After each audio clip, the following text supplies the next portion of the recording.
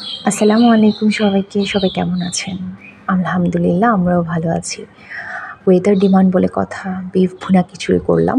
আমার হঠাৎ করেই সকালে ওয়েদার দেখে মনে হচ্ছিল যে খিচুড়ি করা যায়। তো আমার অনেকদিন ধরে বিফ বিরিয়ানি খেতে ইচ্ছা করছিল, তাই ভাবলাম বিফ ভুনা খিচুড়ি করি।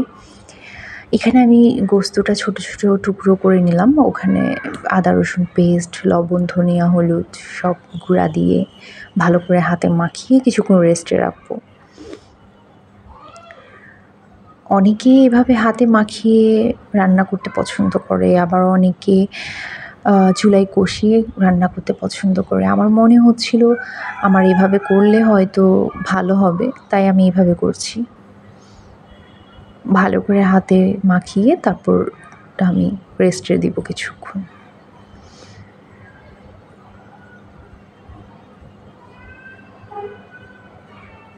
তারপর আমি চুলায় চলে গেলাম। চুলায় কড়াই বসিয়ে ওখানে সরিষার তেল অ্যাড করলাম। তারপর এলাচি, তেজপাতা এগুলো ভালো করে ভুনে নিব। তারপর পেঁয়াজটাকে বেরেস্তার মতো করে ভালো করে ভুনে নিব। পেঁয়াজ আসলে যত কষানো যায়, যত ভুনা যায় ভালো করে, সেটার টেস্ট তত ভালো আসে।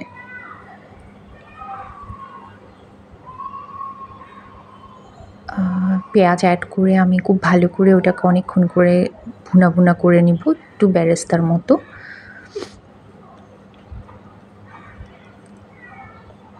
তারপর আমি এটাতে আমার গোস্তটা অ্যাড করে দিব। অ্যাড করে কিছুক্ষণ কষাতে দিব। আমি যেহেতু গোশতেই সব কিছু অ্যাড করেছি মশলা, তাই আমি আর এখানে চুলায় আলাদা করে কোনো কিছু অ্যাড করছি না। আমার গোস্তটা প্রায় হয়ে এসছে। আমি এর মধ্যে আমার ছোটো খালামণির দেওয়া উনি একটা খুব ভালো মশলা বানায়, মশলা রেসিপি নিজের হাতে, তো ওটাই অ্যাড করছিলাম। বাইরের ওয়েদারটা কিছুক্ষণ বৃষ্টি, কিছুক্ষণ রোদ, এই তো। তারপর আমি আমার গোস্তটা হয়ে যাওয়ার পর একটু তুলে নিলাম ঝোল থাকতেই। তো ওটাকে আবার অন্য চুলায় বসিয়ে দিলাম একদম ভুনা, ভুনা করার জন্য। আর এদিকে অল্প ঝোলের মধ্যে আমি আমার ডাল, চাল এগুলো দিয়ে নিচ্ছি। এগুলোও ভালো করে ভুনে নিব এখানে। চাল, ডাল আসলে যত ভুনা যায় ততই ভালো। এখানে ঘি অ্যাড করে নিলাম। ঘি পোলাও চালের স্মেল খুব ভালো আসে। এখানে ভালো করে আমি অনেকক্ষণ করেই এটা ভুনে নিচ্ছিলাম। যত আসলে ভুনা যায়, যত আসলে কষানো যায়, রান্নাটা ততই ভালো হয়। যার যার রান্নার স্টাইল, ধরন একেক রকম, যার যার টেস্ট একেক রকম। আমার মনে হচ্ছিল এভাবে ভালো হয়। তারপর কাঁচামরিচ অ্যাড করে নিলাম। কিছুক্ষণ নাড়িয়ে আমি গরম পানিটা অ্যাড করে দেব। গরম পানি নিলে রান্নাটা ভালো হয়, চালটা ভালো করে ফুটে সুন্দর হয়। তো গরম পানি অ্যাড করে দিচ্ছি। তারপর আমি লো ফ্লেমে কিছুক্ষণ বসিয়ে রাখবো ভাতটা হওয়া পর্যন্ত।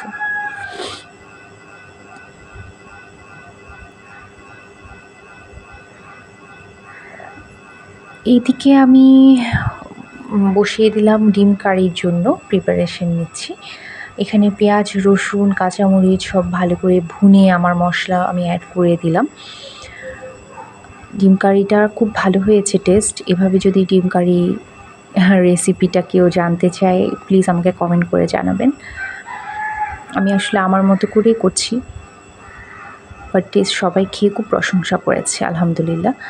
তা আমি এখানে ডিমগুলোকে এভাবে কেটে মরিচ, হলুদ, ধনিয়া দিয়ে মিক্স করে কষাতে দিয়ে দিলাম। ঝোলের সাথে মিক্স করে কিছুক্ষণ রাখবো।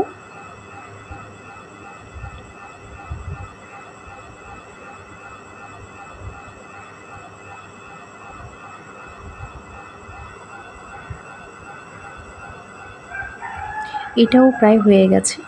আর এদিকে আমার ভুনা, ভুনা গোস্ত হয়ে গেছে। আমি খিচুড়িটা আমার ভাতও হয়ে গেছে, তাই একসাথে অ্যাড করে নিচ্ছিলাম এই টাইমে।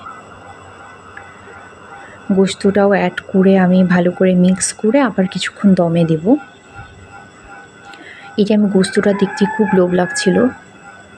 একদম ভুনা, ভুনা হয়েছে, কালারটাও খুব ভালো এসেছে আলহামদুলিল্লাহ যেরকম চেয়েছি।